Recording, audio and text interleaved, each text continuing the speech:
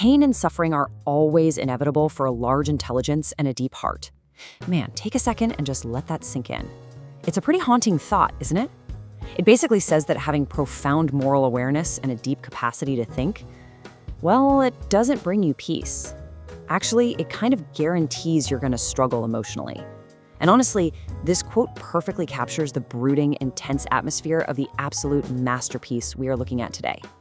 Welcome to This Explainer. Today, we're taking a deep dive into the brilliant, dark, and honestly endlessly fascinating world of Fyodor Dostoevsky's 1866 masterpiece, Crime and Punishment.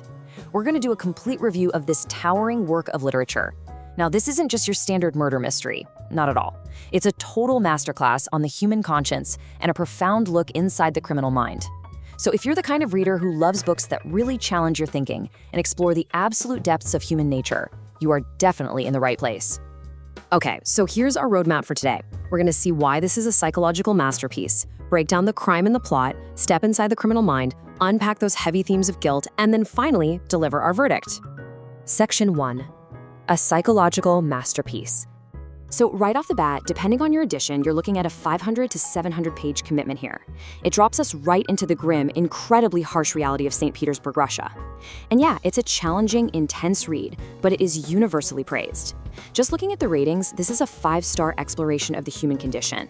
The story, the characters, and that incredible psychological depth, all an easy 5 out of 5. The writing style and entertainment value sit at a very solid 4.5, which gives us a flawless overall rating of 5 out of 5. I mean, it's considered one of the most influential novels ever written for a reason, guys. It's literally shaped modern psychological fiction for over 150 years. Moving on to Section 2, the crime and the plot. Meet our protagonist, Rodion Raskolnikov. He's a desperate, impoverished former student who commits a pretty brutal murder because he's convinced that, get this, extraordinary people actually have the moral right to break conventional laws if it serves some greater purpose for society. But that brings us to a really fascinating question. If we know exactly who the killer is from the very beginning, where's the suspense?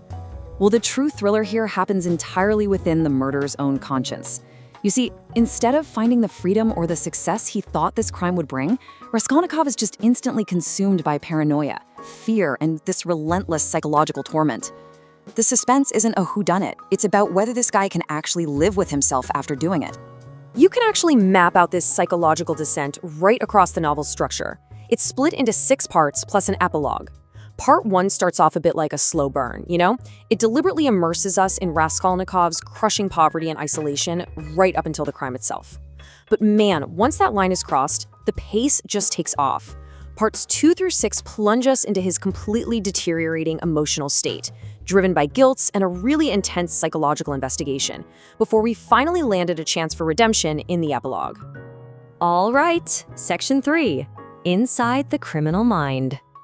Let's look a little closer at Raskolnikov himself, specifically his duality. People consider him one of literature's greatest psychological characters because he's literally a walking contradiction. On one hand, the guy is brilliant and actually capable of really deep compassion. But on the other hand, he can be incredibly arrogant, cruel, and super unstable. It's this intense, agonizing internal conflict, this massive war between his deep heart and his cruel intellect that drives the entire engine of the book.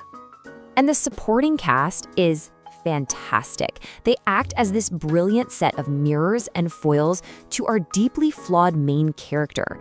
You've got Sonia, who is this vital symbol of compassion, humility, and sheer spiritual strength. She plays a massive role in his journey. Then there's Porfiry, the investigating magistrate. And what's wild about Porfiry is he doesn't even rely on physical evidence to catch his man. He just uses immense patience and razor-sharp psychological insight. It leads to some of the most tense conversations you'll ever read.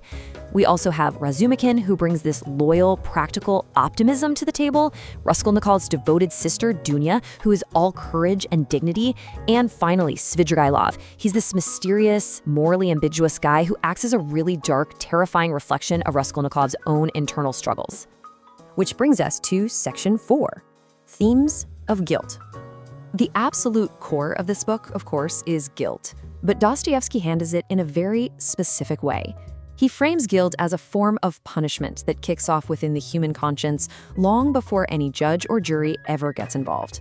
The novel meticulously, almost painfully, shows that the absolute worst prison you can be locked inside is your own mind. The psychological consequences of violence here are immediate, and they are devastating. Because of this, you constantly see the novel contrasting two different forms of justice. On one side, you have the state's legal justice, courts, police, prisons. But on the flip side, you have moral and spiritual accountability, the inescapable court of the human conscience. Raskolnikov thinks he's smart enough to outwit the legal system, but he is completely, wildly unprepared for the crushing weight of his own spiritual accountability.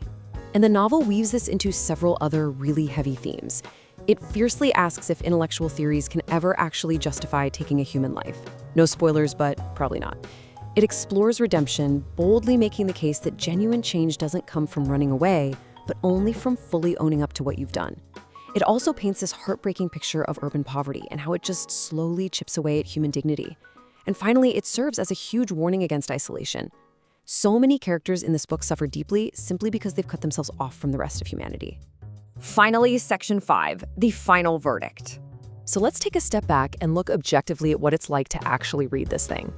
On the strength side, you are getting what is arguably the greatest psychological novel ever written.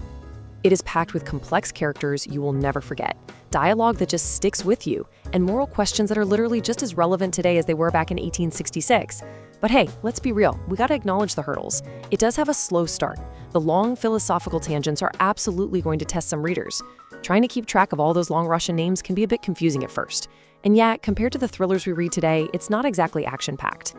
So the bottom line is pretty clear. This book is the perfect fit for readers who genuinely love classic literature, deep psychology, character-driven narratives, and big, heavy moral dilemmas. If you want a thought-provoking book that really digs into human nature, this is essential reading. However, if you're looking for a fast-paced, edge-of-your-seat action thriller, this is definitely not it. You need some patience, for sure, but the payoff is this timeless, totally life-altering exploration of the human mind. I want to leave you with one final, provocative thought to chew on. Really, it's the ultimate question Dostoevsky is throwing at us. Can reason alone ever truly justify a terrible wrong? Or is redemption only found when we accept the consequences? Raskolnikov tried to use his intellect to logic his way out of his own humanity. And well, it broke him. The answer you come up with for that question might just reveal as much about you as it does about this incredible book. Thank you so much for hanging out with me for this deep dive. I really hope this explainer sparked your curiosity enough to go pick up Crime and Punishment and experience the whole shebang for yourself.